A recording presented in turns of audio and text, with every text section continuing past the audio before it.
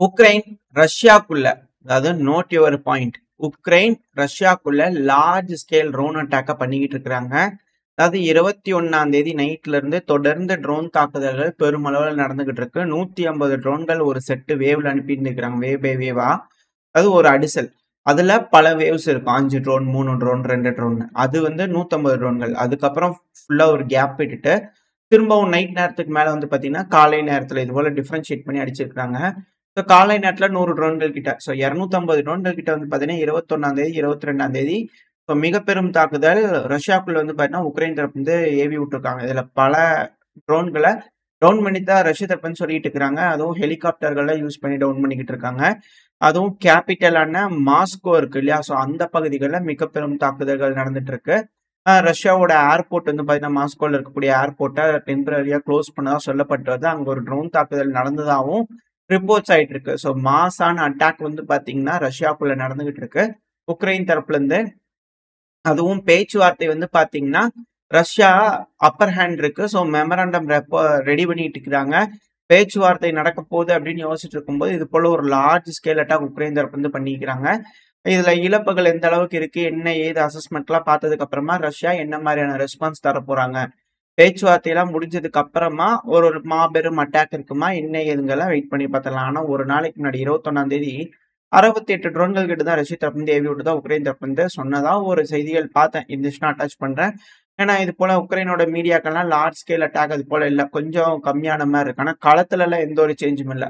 இந்த drone attacks அப்படிங்கிறது களத்துல இருக்கலாம் மென்ஷன் பண்ணதே இல்லை. ஏன்னா ஒரு நாளைக்கு 2000 ட்ரோன் 3000 ட்ரோன் சொல்லிட்டு இருக்கிறாங்க. அதாவது சிட்டிஸ், மக்கள் வாழும் பகுதி, போருக்கும் பகுதிகளுக்கு சம்பந்தமே இல்லாத இடங்கள்ல நடக்கக்கூடிய ட்ரோன் தாக்குதல் தான் இந்த அளவுக்கு நடக்குது.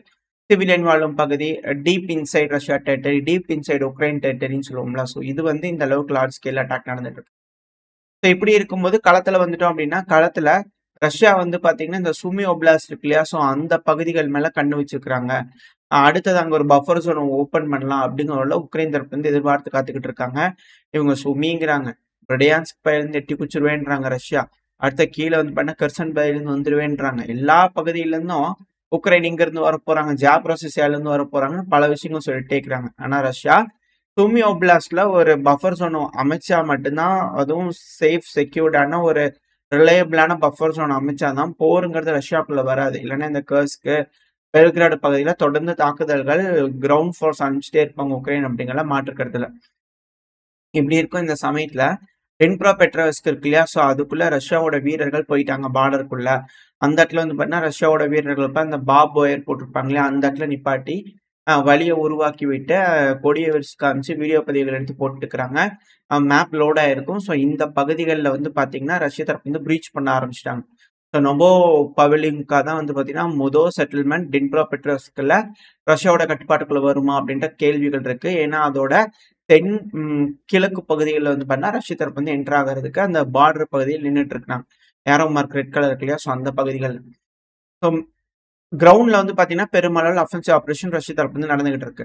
அட் த சேம் டைம் இந்த ஒடசா போய் பிடிப்பாங்களா, இல்ல வேற ஏதாவது பகுதிகள் இந்த டென்ப்ரோ பெட்ரோவஸ்க்லாம் ரஷ்ய தரப்பு வர்றாங்க, அங்க பெருமளவுல டிஃபென்ஸ் லைன்லாம் இல்ல, ஈஸியா போறாங்க அப்படின்னா இந்த டினிப்பர் ரிவரை தாண்டணும் இல்லையா. ஸோ அப்படி தாண்டணும் அப்படின்னா அசால்ட் ஆம்பிபிஎஸ் அசால்ட் டீம் அதிக அளவுல தேவை.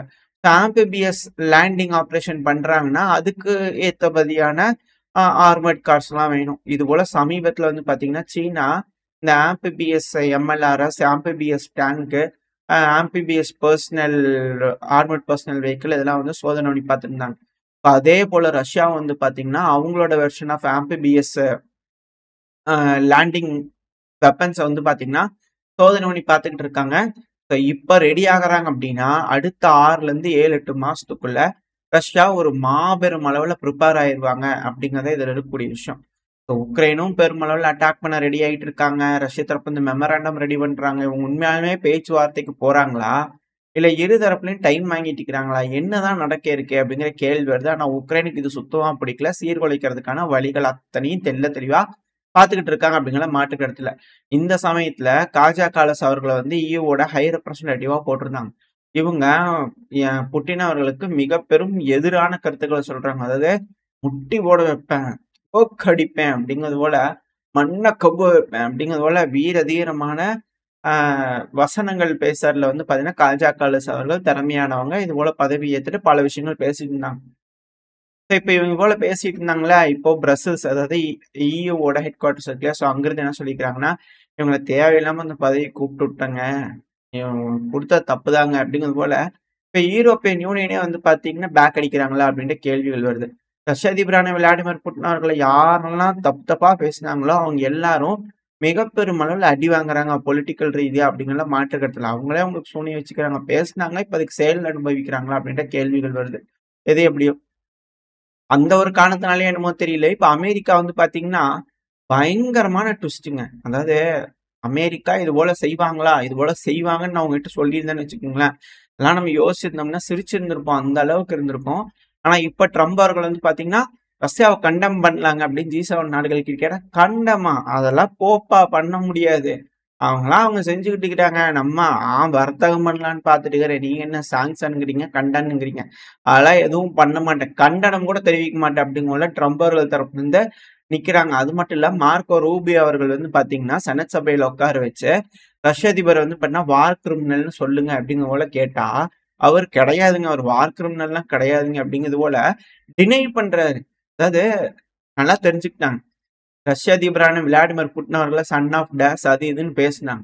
இப்ப வந்து பார்த்தீங்கன்னா, பைடன் அவர்களுக்கு கேன்சர் வந்துருச்சு. இந்த காஜா கலிஸ் அவர்கள பதவி விட்டு தூக்க போறேன்றாங்க.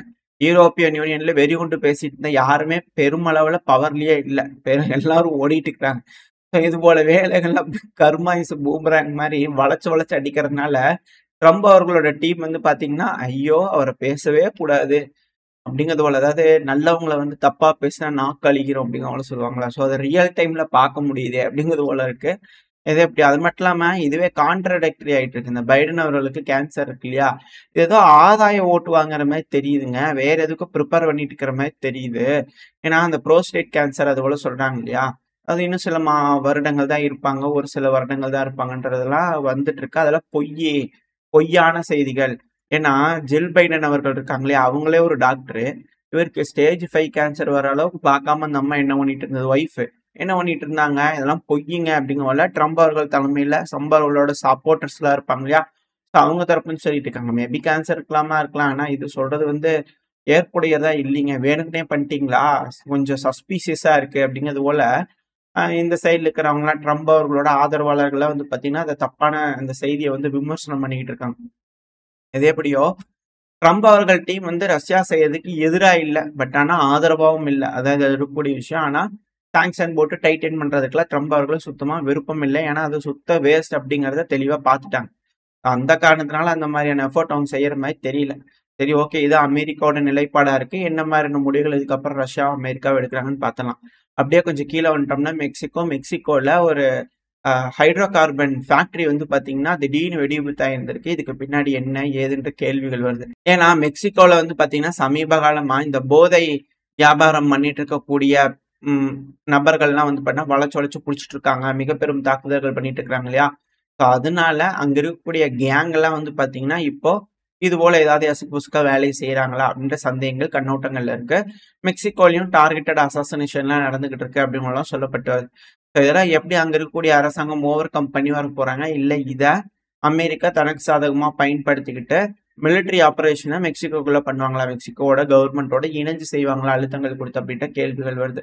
ஸோ என்ன நடக்க போகுது அப்படிங்கிறத வெயிட் பண்ணி பார்த்தரலாம். ஓரளவுக்கான தகவல்கள் இந்த பதிவுல பார்த்திருப்போம்னு நெனைக்கிறேன். இதோட இந்த பதிவு நான் முடிச்சுக்கலாம். இந்த பதிவு எப்படி இருந்துச்சு உங்களுக்கு பிடிச்சிருக்கா? பிடிச்சதுன்னா லைக் பண்ணிட்டு உங்க ஃப்ரெண்ட்ஸ் நம்மளோட ஷேர் பண்ணிக்கோங்க. அது கூடவே மறக்காம இந்த பதிவு பத்தின உங்களோட கருத்துக்கள கமெண்ட் செக்ஷன்ல சொல்லுங்க.